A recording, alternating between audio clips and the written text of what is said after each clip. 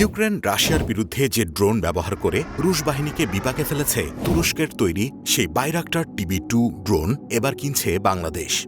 ঢাকায় নিযুক্ত তুরস্কের রাষ্ট্রদূত বলেন, ড্রোন বাইরাক্টার TB2 এর নির্মাতা প্রতিষ্ঠান বাইকার টেকনোলজির সঙ্গে বাংলাদেশে সশস্ত্র বাহিনীর সম্প্রতি চুক্তি সই করেছে। এর আগে গত বছর তুরস্কে নিযুক্ত বাংলাদেশের রাষ্ট্রদূত ওই দেশের রাষ্ট্রীয় বার্তা সংস্থা আনাদুলুকে দেওয়া এক সাক্ষাৎকারে বলেছিলেন, তুরস্কের তৈরি ড্রোন আন্তর্জাতিক মানের। তাই আমরা আমাদের সশস্ত্র বাহিনীর চাহিদা মাথায় রেখে ভবিষ্যতে আধুনিক সরঞ্জাম কেনার বিষয়টি বিবেচনায় নিতে পারি। কূটনৈতিক সূত্র থেকে জানা যায়, এর আগে দুই দেশের বিদ্যমান প্রতিরক্ষা সহযোগিতার আওতায় তুরস্ক নির্মিত মাইন থেকে শুরু করে সুরক্ষাকারী যান, সাঁজোয়া যান এবং বহুমাত্রিক রকেট প্রতিরক্ষা ব্যবস্থা কিনেছে বাংলাদেশ। গত বছর বাংলাদেশের কাছে স্বয়ংক্রিয়ভাবে নিয়ন্ত্রিত কামানের গোলা বিক্রির বিষয়ে দুই পক্ষের মধ্যে চুক্তি সই হয়েছে।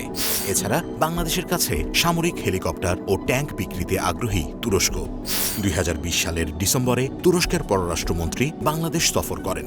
তখন তিনি বাংলাদেশের কাছে সমরাস্ত্র বিক্রি করতে তুরস্কের আগ্রহের বিষয়টি জনসমক্ষে আনেন।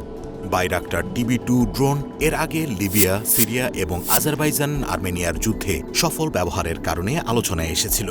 সর্বশেষ রাশিয়ার বিরুদ্ধে ইউক্রেনের লড়াইয়ে এ ড্রোনের ভূমিকা সমর বিশ্লেষকদের নজর কেড়েছে।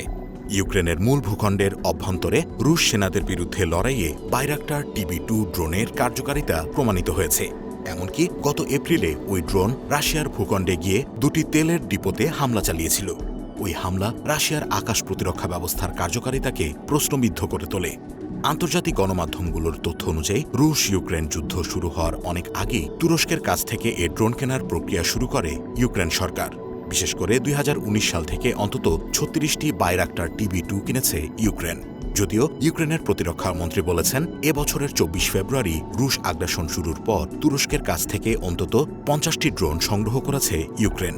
রুশ আগ্রাসন না হলে ইউক্রেনে যৌথভাবে ওই ড্রোন উৎপাদনের প্রক্রিয়া শুরুর কথা ছিল তুরস্কের প্রতিষ্ঠান বাইকার টেকনোলজির। তুরস্কের প্রতিষ্ঠান বাইকার টেকনোলজি সাধারণত $10 মিলিয়ন বা প্রায় 95 কোটি টাকায় প্রতিটি বাইরাক্টার TB2 বিক্রি করে থাকে। তবে ইউক্রেনের কাছে প্রতিটি ড্রোনের জন্য প্রতিষ্ঠানটি $7 মিলিয়ন করে নিয়েছে। 1986 সালে গাড়ি উৎপাদনকারী প্রতিষ্ঠানে যন্ত্রপাতি সরবরাহের উদ্দেশ্যে তুরস্কের বাইকার টেকনোলজির যাত্রা শুরু হয়েছিল।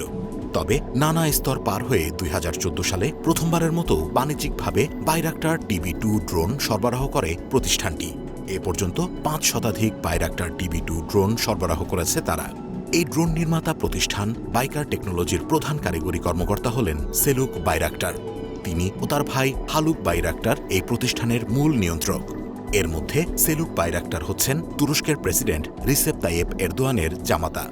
সেলুক বাইরাক্টার সম্প্রতি বার্তা সংস্থা রয়টার্সকে বলেছেন, বিমান ভূপাতিত ব্যবস্থা এবং উন্নত প্রযুক্তির গোলা ছোঁড়ার পাশাপাশি আকাশে সাঁজোয়া যান হিসেবে ঘুরে বেড়ানোর সক্ষমতা আছে বাইরাক্টার TB2 এর। প্রতি বছর অন্তত 200 ড্রোন উৎপাদনের সামর্থ্য আছে বাইকার টেকনোলজির।